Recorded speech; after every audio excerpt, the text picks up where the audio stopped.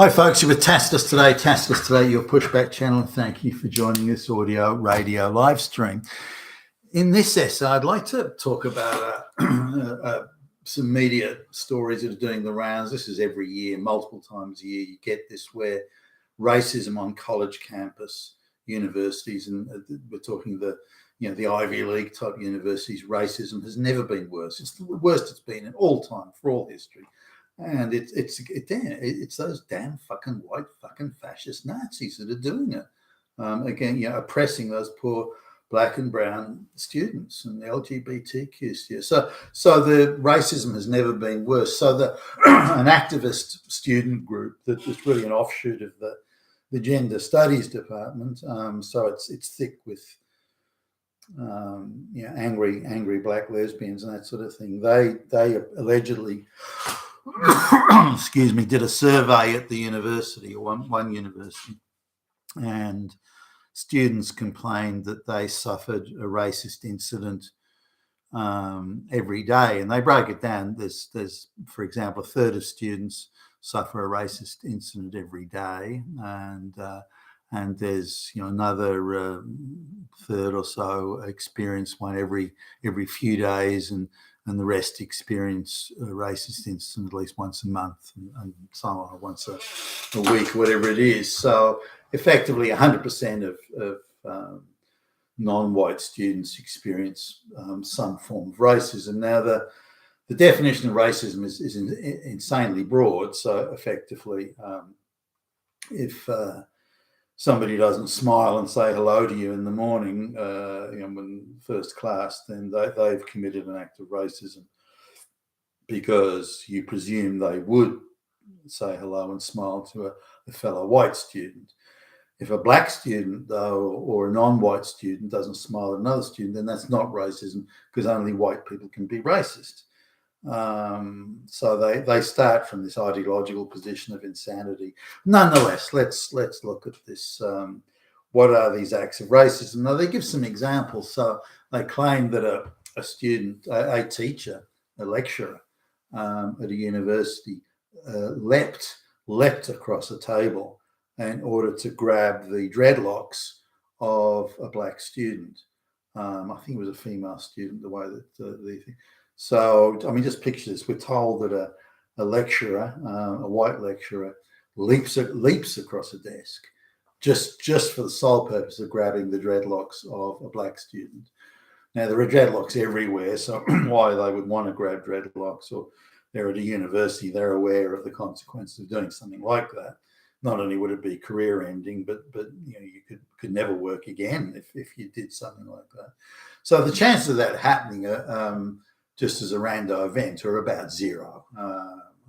Maybe someone was, been doing lines and they were just coked out of their head or drunk. Maybe there's some other stuff going on there. But no, this is blatant racism, and here's the fucking proof that the universities are crawling with racists. Even though, I remember reading about this when I was, a young guy, or hearing about it when I was at college, or reading about it in newspapers when I was in my later 20s. That racism was rampant throughout the universities, but the university administration was taking stern policies to stamp out this evil scourge, because there are Nazis everywhere. So now they can't let the Nazi thing go. This is the absolute go-to. This is the thing that proves that racism is just off the charts everywhere. And so another example of this is white male students, no less, loudly praising Hitler and the Nazis, loudly doing it. So they're shouting it out. They're standing in the middle of the classroom, or the fucking wherever, the canteen or something, standing and saying, "I love Hitler." They're doing that, as you do, loudly praising Hitler in the middle of the crowded room. So loudly praising Hitler, wow. I mean, but the Nazis are the go-to. Yeah, that's it. Hitler and the Nazis. If you want to show there's racism, that's what you say. And then, of course, every white student is running around with a swastika. That's it. So look how bad the racism is. Clearly, we have to come down like a ton of fucking bricks, because Hitler personally is running it, is everywhere. In every corner, around every classroom, under every bed, in every closet. Hitler is personally there, madly waving a swastika, and that just shows how racist this university, and indeed other universities, are.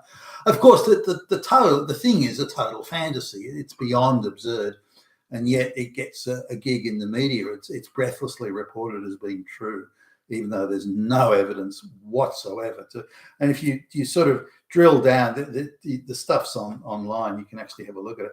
When you drill down, it's just a bunch of activists got together, and they're very much invested in this idea that Nazis are everywhere, and they're just parroting those talking points. Like, well, there you go. Now we know Nazis are everywhere. Look at this. Look at this. All these white kids running around screaming at the top of their lungs how great Hitler is. That never happened. None of that ever happened. That's absolute blatant lies. But there's no attempt to accuracy, truth, fact. None of those things are relevant here. What we're talking about is pushing an ideology that all white people are bad, and the white people only do bad things, and that any non-white person is a victim and suffers from this grievous, eternal, omnipresent oppression. And how do you prove that oppression takes Hitler? That's it. Job done. Why invoke the name of Hitler? Nothing more to be said. And that's what's going on here, and it's patently absurd. You've been a TAS Australia pushback channel. Thank you for listening.